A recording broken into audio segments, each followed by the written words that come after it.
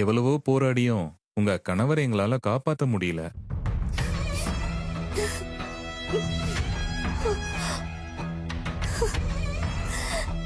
ஐயோ.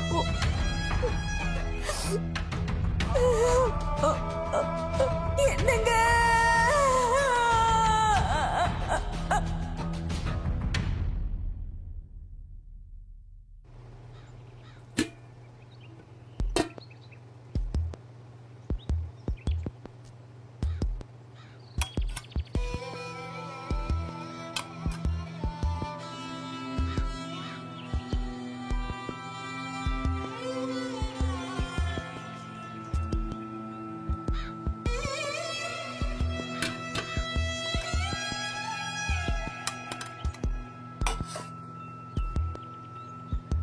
மலர்,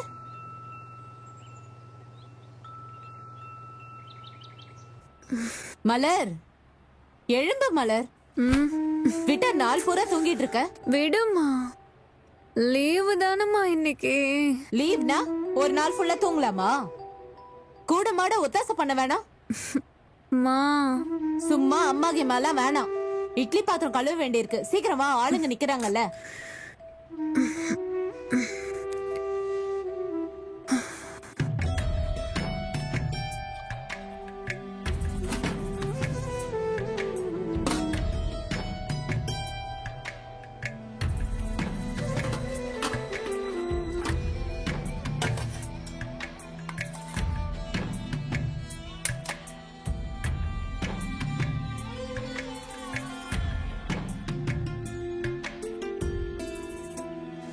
வாங்க வாங்க. வணக்கம்.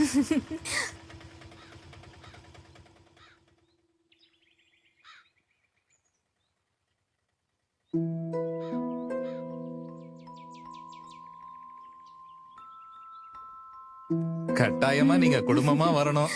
சரிங்களா? கண்டிப்பா வந்துடுறோங்க.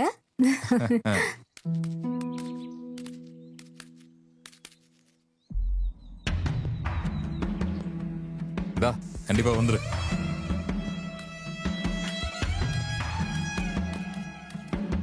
ஏ, எனக்கும் பூ கொடுத்தா என்ன? அவங்க குறைஞ்சா போயிடுவாங்க. நான் என்ன அவங்க தரப்பூவை ஏன் தலையில வச்சுக்க போறேன்? என் பொண்ணு கொடுப்பேன், இல்லனா சாமி போட்டோக்கு வைப்பேன். அது கூட நம்ம வக்கு இல்லாம போயிட்டோம்ல. மா, மறுபடியும் புலம்ப ஆரம்பிச்சிட்டியா? ஏமா? உனக்கு என்னடி தெரியும் என்னோட கஷ்டம்? உங்க அப்பாவை இழந்துட்டு உன்னை வளர்க்கறதுக்கு நான் பட்ட பாடு இருக்கே. அம்மா, எனக்கு தெரியும்மா. இப்ப நீங்க புலம்புறதுனால எதுவும் மாற போறது இல்லல்ல.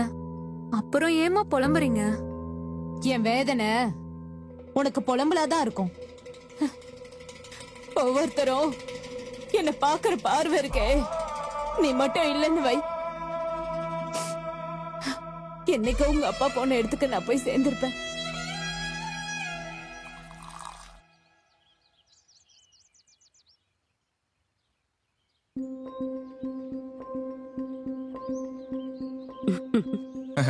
நல்லா இருக்கியாமா? இந்தாங்க.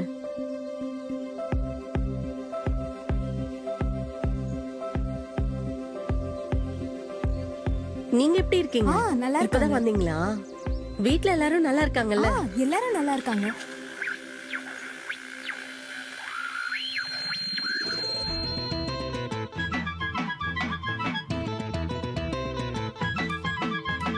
கணக்கு வைக்கும் கர்த்தரவர் உந்தன் கண்ணீரை, கணக்கு வைக்கும் கர்த்தரவர் உந்தன் கண்ணீரை, கணக்கு வைக்கும் கணக்கு வைக்கும் கணக்கு வைக்கும் கர்த்தரவர், கணக்கு வைக்கும் கர்த்தரவர்.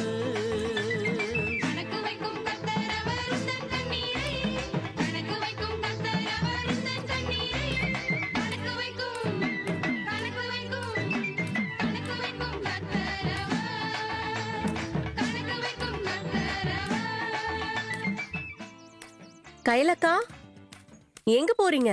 அர்ஜென்ட்டா மார்க்கெட்டுக்கு போறேம்மா. பரவாயில்லக்கா, உள்ள வாங்க. உள்ளயா? நானா?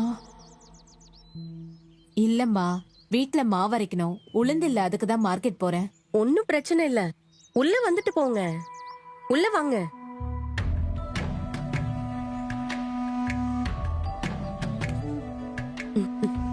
அக்கா வாங்க, உள்ள வாங்க.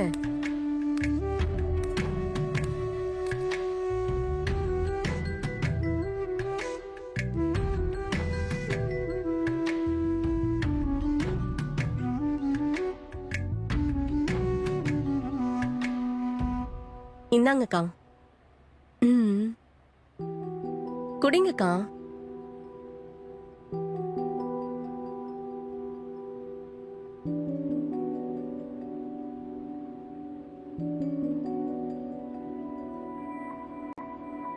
ஆம் அக்கா, இவங்க தான் சுதா. வணக்கம்மா.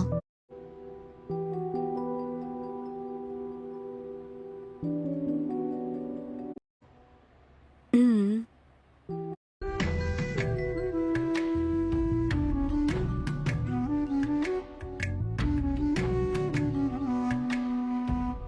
இந்தாங்கக்கா. குடிங்கக்கா.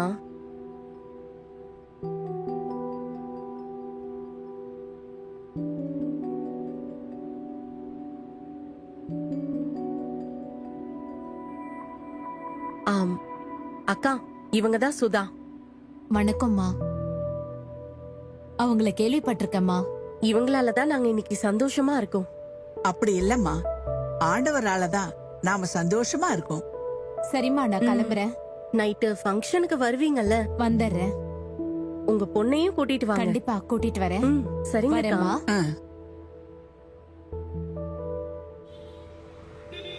ஆ, இன்னைக்கு வசமா மாட்டினாங்க. என்ன கையில ஆளையே பார்க்க முடியல? என்ன முறைக்கிற? வாங்கின கடனை கொடுக்க வக்கு இல்ல, இதுல முறப்பு வேறயா? நானா கடன் வாங்கினேன்? என் வீட்டுக்காரர் தானே குடிக்க கடன் வாங்கினாரு. நான் என்ன செய்ய? நீ வாங்கலனா உன் வீட்டுக்காரன் தானே வாங்கினா, அதுக்கு இன்னொருத்த மனைவி கிட்ட போய் கேட்க முடியுமா? கயல், உனக்கு காசு தானே வேணும்? நான் எப்படியாவது ரெடி பண்ணி தரேன்.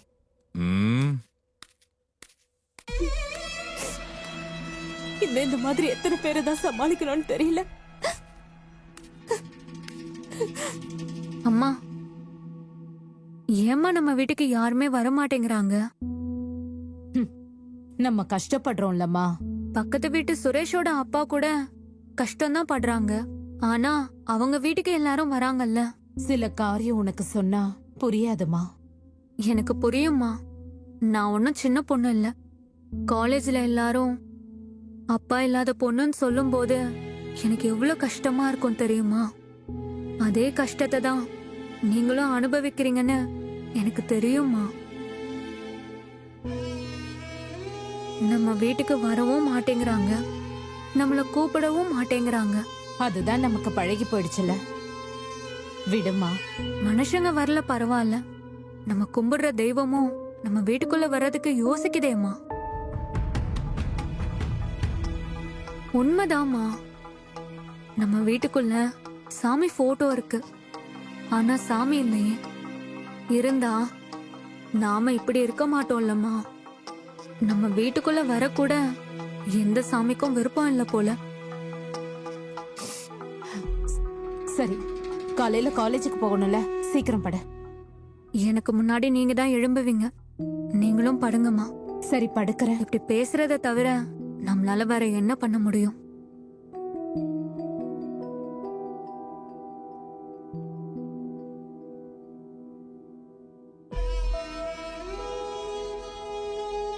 உன் பொண்ணு சொன்னதுல என்ன தப்பு இருக்கு? மனுஷங்க வரலன்னா பரவாயில்ல, கடவுள் கூடவா வரமாட்டாரு?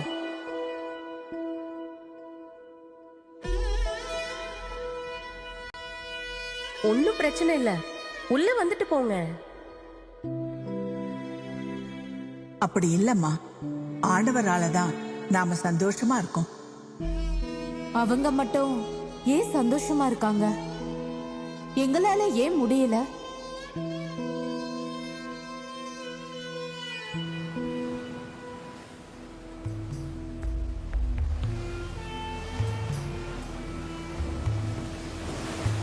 நம்ம வீட்டு தோட்டத்துல வளர்ந்த செடி வாடுதம்மா, பாத்தி கட்டி தண்ணீர் ஊத்த வழி இல்லையே கண்ணீரம்மா. நம்ம வீட்டு தோட்டத்துல வளர்ந்த செடி வாடுதம்மா, பாத்தி கட்டி தண்ணீர் ஊத்த வழி இல்லையே கண்ணீரம்மா. மனசு யாவும் வலிக்குது, மரண தேசம் நினைக்குது. மனசு யாவும் வலிக்குது, மரண தேசம் நினைக்குது. இதுதானா வாழ்க்கை என்று இதயம் என்னை கேட்குது. இதுதானா வாழ்க்கை என்று இதயம் என்னை கேட்குது.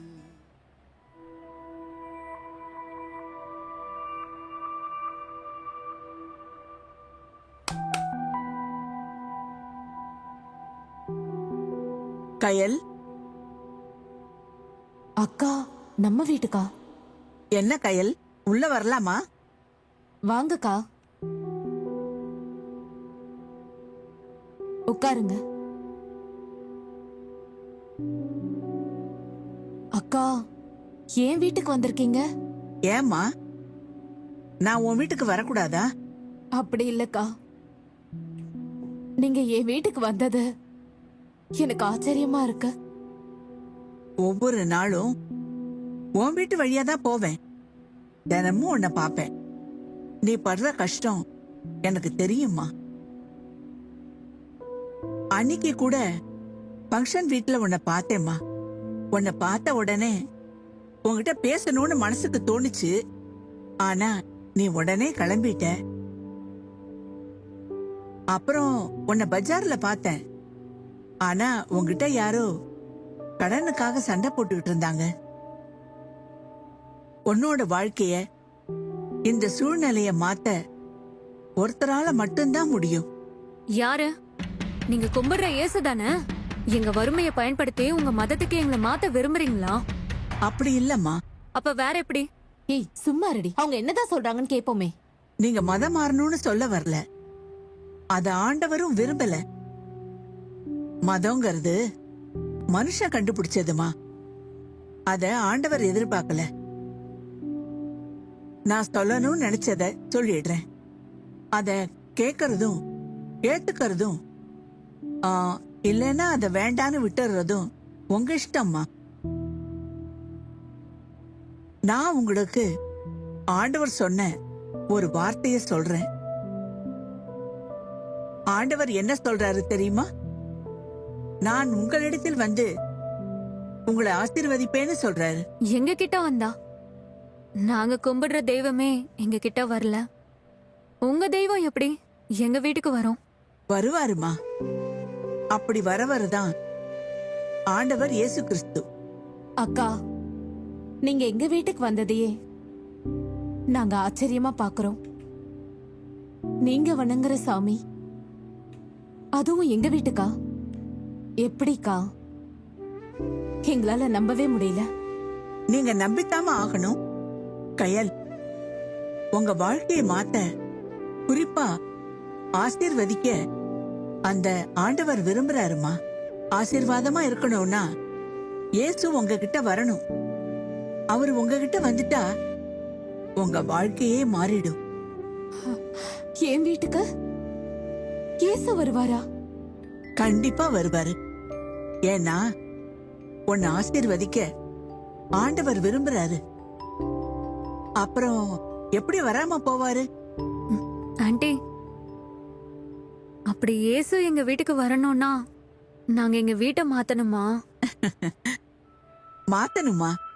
ஆனா மாத்த வேண்டியது வீட்டை இல்ல, மனச. ஆமாமா, இயேசு உங்ககிட்ட வேற எதையும் கேட்கல. உங்க மனசதான் கேக்குறாரு. உங்க இதயத்துல ஆண்டவருக்கு இடம் கொடுத்து பாருங்க. உங்க வாழ்க்கையே மாறிடும். ஆசீர்வதிப்பேன்னு சொல்லிட்டாருல்ல, கட்டாயமா ஆசீர்வதிப்பாரு. பொய் சொல்ல மாட்டாருமா. நீங்க யோசிச்சு முடிவெடுங்க. அப்ப நான் கிளம்புறேன். இருங்கக்கா, தண்ணியாவது குடிச்சிட்டு போங்க. தண்ணி எடுத்துட்டு வாமா.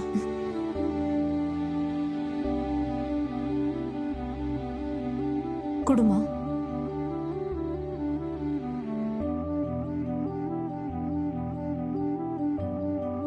அப்ப நான் கிளம்புறேம்மா.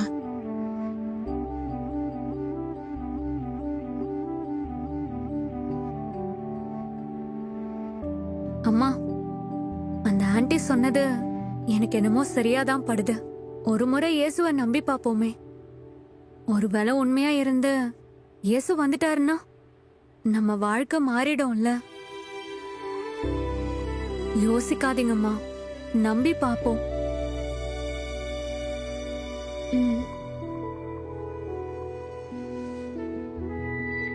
ஏசப்பா, எங்களை ஆசீர்வதிங்க. எங்க வீட்டுக்கு வாங்க, நாங்க உங்களை நம்புறோம்.